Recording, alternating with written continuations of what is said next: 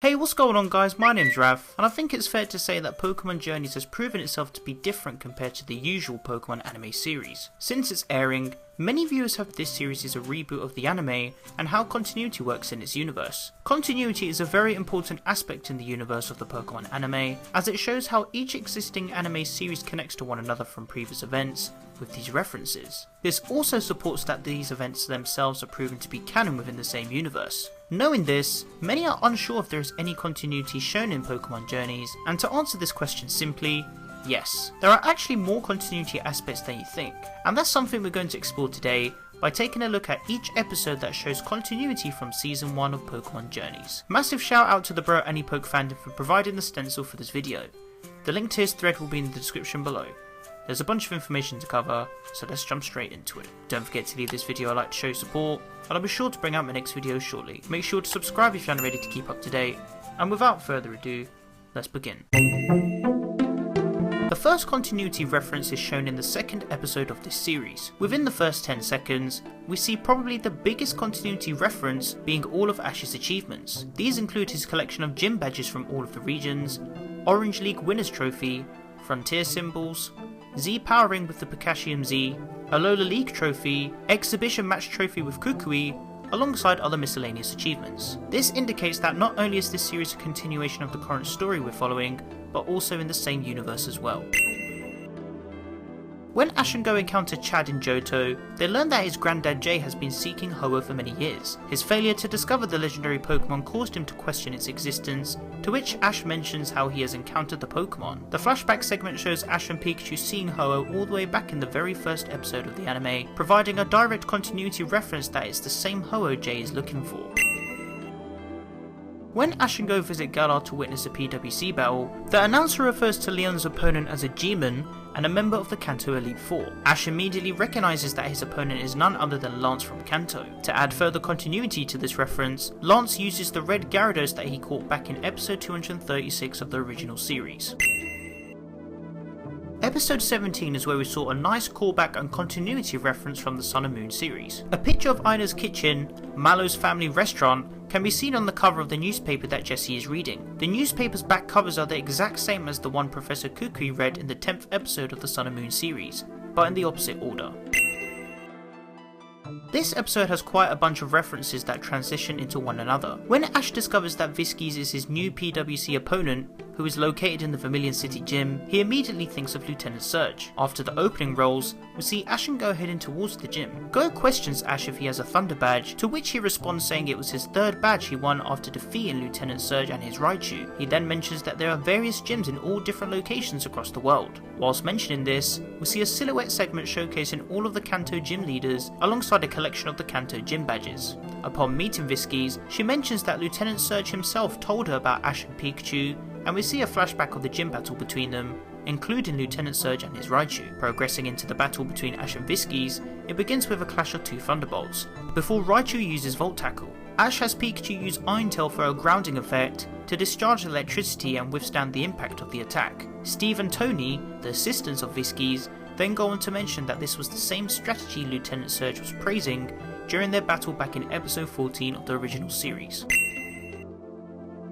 This episode too had numerous references. The beginning of the episode introduces us to Professor Elm, who has been accounted as the first person to discover the existence of Pokemon eggs. In the original series, Professor Elm was one of Professor Oak's top students at a university who specialises in the research of abilities and has interests in the origins of life. Ash then mentions to Go that he has seen Pokemon eggs before, relating to various previous events. Furthermore, Ash's aura abilities are referenced numerous times in this episode with Riolu. This includes feeling a connection with him first as an egg, having a sense of hearing, and once Riolu hatched from the egg itself. We knew Ash was able to demonstrate the ability of aura all the way back in the Diamond and Pearl series, alongside the 8th Pokemon movie, so I'm sure the DP stands are happy about this one.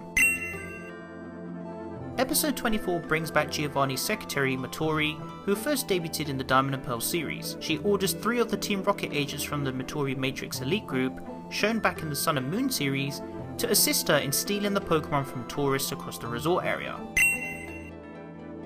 The 25th episode of this series shows loads of continuity referencing the XY series, mainly focusing on the return of Ash's temporary companion, the Shallow City gym leader Karina. When are we going back to Keller's? I want to see Keller's again. Corina, Keller's is calling you.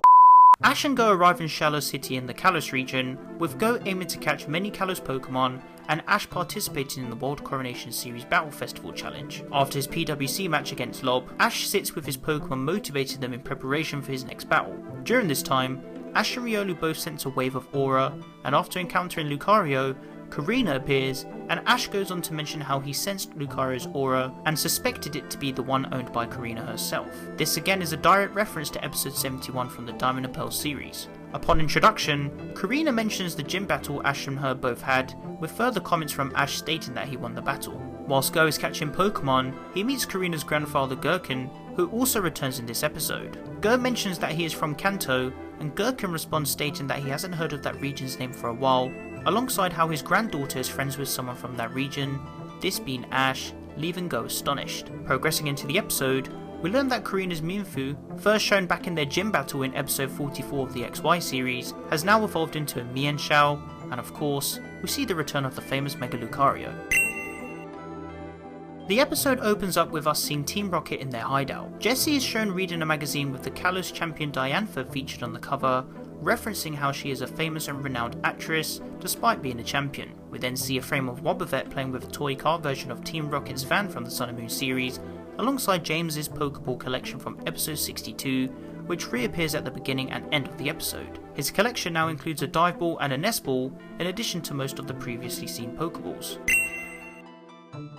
4 episodes later, episode 30 shows continuity references to the very first episode of the Pokemon anime. With the group noticing Pikachu being neglected by Ash, Delia tells the story of how Ash and Pikachu first met. We see a flashback segment of Ash waking up late, arriving at Oak's lab, and getting electrocuted by Pikachu. Approaching towards the tail end of the episode, we also see a reenactment of the Spearow segment, again from the very first episode of the anime, with Pikachu taking on Spearow, having Mimi reprise Ash's place, alongside getting a flashback segment of the original event. The next continuity reference is from the second version of the 1-2-3 opening, where we see a frame of the Alola gang being shown with their Pokemon, which of course outlined the events to be portrayed in episode 37. Now I'm not entirely sure if this counts as a full-on continuity reference, but from the conversation between Ash and Go, alongside the events that take place, there might be a small hint of it. During the battle between Go and Flygon, Reboot uses a strategy to climb Draco Meteor. The last time we saw something similar was Froakie's Rock Tomb climb against Grant back in the XY series, and we could even say Pikachu's Iron Tail variation of the move improvisation. It's not the matter of the move being used, but it's actually the conversation between Ash and Go that brings to my attention. After completing the battle, Ash is amazed at Go at how he used the strategy, completely oblivious due to him being in a depressive state, but then Go mentions how he learned that strategy from Ash himself. I'm not sure if this is a figure of speech to follow with how Ash uses crazy battle strategies and Go was just mesmerised, alongside going with the flow to perform his own craziness, or if Ash actually taught Go about this strategy off screen, giving him an insight to how he used it in a battle against Grant. Let me know what you guys think. The Alola reunion episode provided numerous continuity references, however I'm only going to pick out the major ones. You can all go and watch Benny's video instead to learn more about these details. The episode opens up with us seeing Go's Execute evolve into an Executor. Upon evolving, Ash mentions how he would love to see Go's Executor meet its Alolan variant, and explains to Go the difference in size between them. Preparing to leave for Alola, Ash questions Pikachu if he is excited to return to their second home. After the opening, we see a segment of Kukui picking up Ash and Go from the airport. Ash's Alolan father figure greets him with the word Okairi, which translates to welcome home, to which Ash responds saying Tadaima, meaning I'm happy to be home. When introducing Go to Kukui, he mentions how him and Burnett are Ash's Alolan family, again referencing the relationship they shared together during Ash's time in Alola as an actual family. The next reference plays a big part in the continuity aspect, as we get introduced to Ash's baby Alolan brother Lei. We first discovered Burnett was pregnant back in the ending of the 146th episode of Sun and Moon, and several months later in Journeys,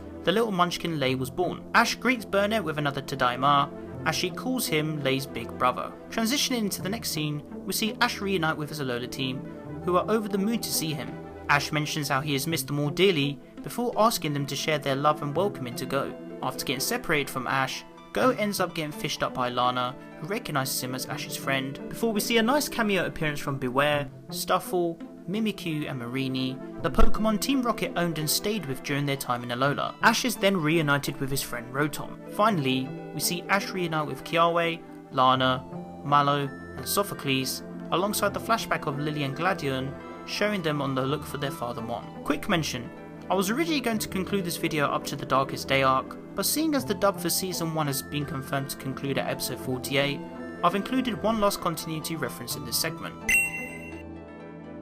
Now this final segment is a bit tricky. Even myself and Anipoke fandom were confused about whether or not this reference counts, but I'll add it in anyway to hear your thoughts on it. So we know that episode 46 of the series was a famous episode to showcase Ash and Go encountering Mewtwo. It has been confirmed to be the same Mewtwo from the first movie and the Mewtwo Return special. However, there is some confusion. The article from Famitsu states that the events in this episode depicts the story from movie 1, and seeing as this is the first time we're seeing a direct continuity reference with a legendary Pokemon to feature in an episode, and acknowledging Ash, this brings to the next point. The acknowledgement on Mewtwo's half is quite minimal. We know Ash recognises them, but Mewtwo just questions why Ash is on the island, rather than saying his name. I'm sure you can see why this is all confusing, but still, it could have some relevance due to the same Mewtwo returning. So those are all of the continuity references shown from Season 1 of Pokemon Journeys. I'll be bringing you a part 2 of this series once Season 2 concludes. Huge thanks to the bro Anipoke fandom again for coming up with this thread.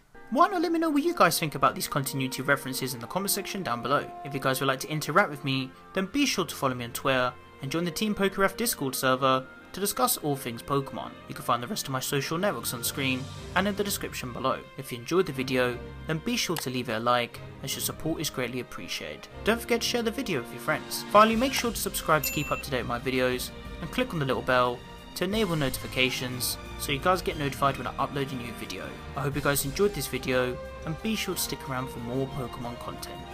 Thank you so much for watching, and I'll catch you guys in the next one. Peace.